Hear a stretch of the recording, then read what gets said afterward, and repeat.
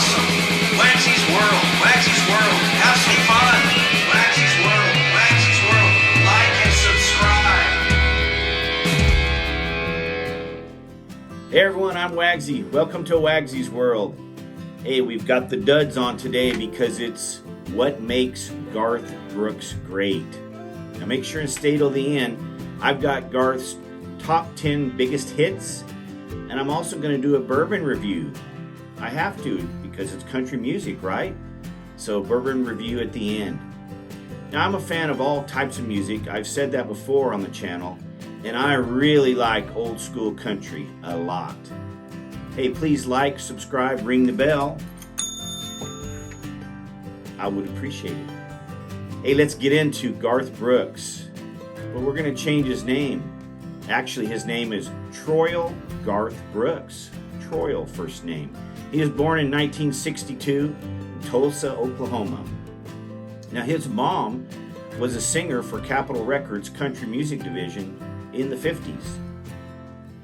In high school, Garth played football, baseball, and track. In fact, he got a scholarship to Oklahoma State in track to throw the javelin.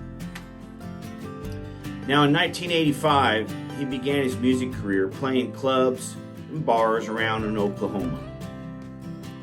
His influences were James Taylor heavily, and Kiss, and then of course George Jones and George Strait as well.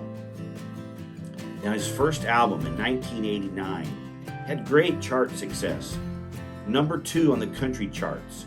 It had a top 10 hit, Much Too Young, and his first number 1 song was If Tomorrow Never Comes.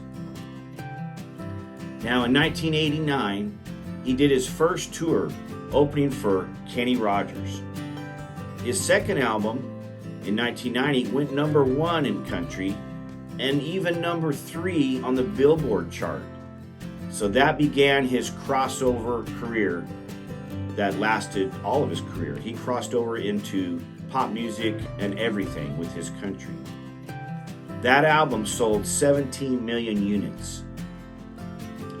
His rock influences really took hold in his concerts. It was like attending a rock stadium concert.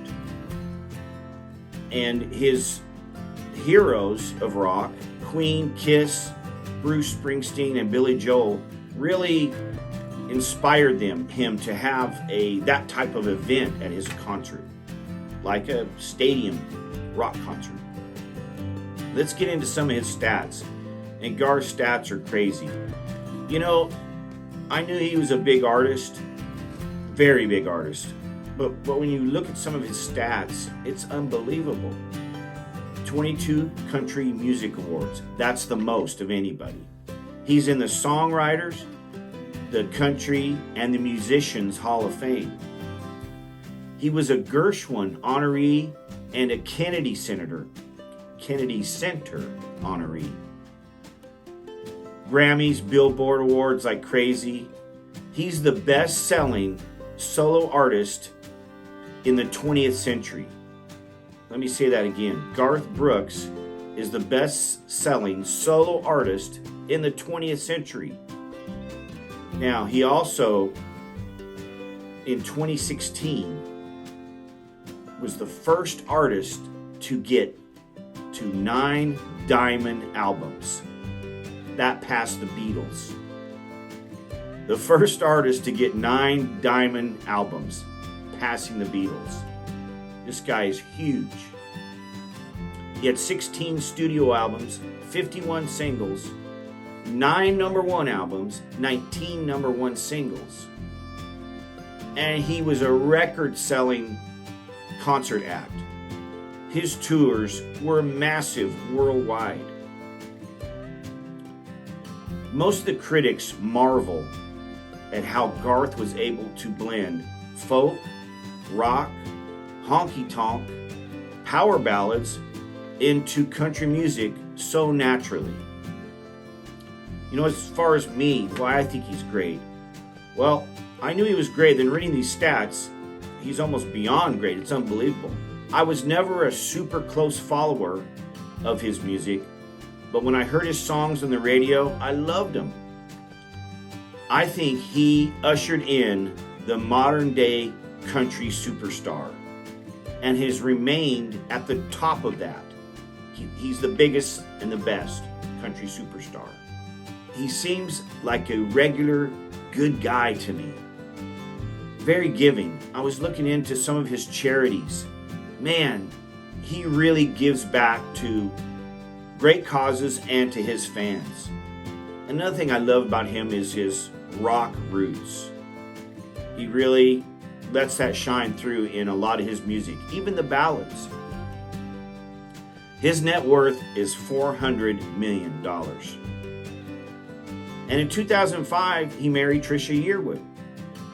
So that makes him great as well.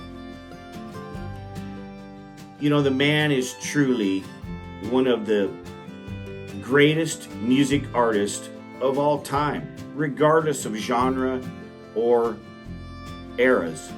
He's one of the greatest. Now let's give you 10 of his biggest hits, in no order. Ain't Going Down, Much Too Young, Papa Loved Mama, The River, The Thunder Roll, Unanswered Prayers, More Than a Memory, If Tomorrow Never Comes, and of course, I've Got Friends in Low Places. Not a very good Garth there, I tried. So Garth Brooks, to sum up, he's one of the greatest artists we have seen, and of all accounts is a really good guy. So let's move on to the bourbon review. We're in country music. There's a little bit written about bourbon and country music, I think. What we've got is Makers Mark Cask Strength. Now what Makers did is it took its famous wheat mash bill and it bottled it at barrel strength. So this one is 110 proof. So not knock you in the head proof, but enough to know it's there for sure. Let's take a little taste here. Makers Mark Cask Strength. Easy to find. I think a fifth is probably going to be in the $50 range generally. Set that right there. The nose has a wheated mash bill, vanilla, nice and sweet. Very good nose. Let's taste it.